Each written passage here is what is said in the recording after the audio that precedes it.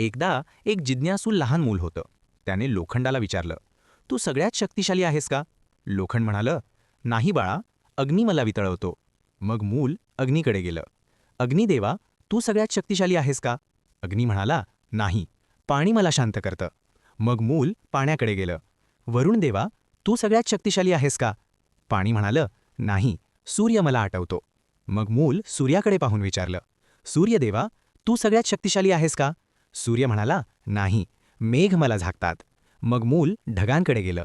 मेघांनो, तुम्ही सगळ्यात शक्तिशाली आहात का? ढग म्हणाले, नाही, वायू आम्हाला उडवतो. मग मूल वाऱ्याला म्हणालं, वायुदेवा, तूच सगळ्यात शक्तिशाली असशील. वायू हसून म्हणाला, नाही, पर्वत मला अडवतो.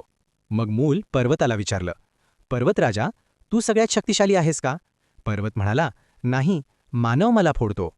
मूल म्हणालं, मग मानवच सगळ्यात शक्तिशाली. मानव शांतपणे म्हणाला, नाही बाळा, काळ, मृत्यू आम्हा सगळ्यांना हरवतो. हे ऐकून मूल काळाकडे गेलं. काळा, तू सगळ्यांवर विजय मिळवतोस म्हणजे तूच सगळ्यात शक्तिशाली आहेस ना? काळ हसून म्हणाला, हो, असं मला हजारो वर्ष वाटत होतं. देव, दानव, राजा, गरीब सगळे माझ्या अधीन होते.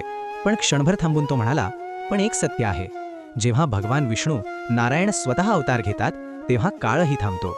रामाच्या रूपात, कृष्णाच्या रूपात, नारसिंहाच्या रूपात अधर्माचा नाश झाला. माझ्यावरही धर्माची मर्यादा आहे. परब्रह्माच्या इच्छेशिवाय मी काहीच करू शकत नाही. मूल नम्रपणे म्हणालं, मग सगळ्यात शक्तिशाली कोण?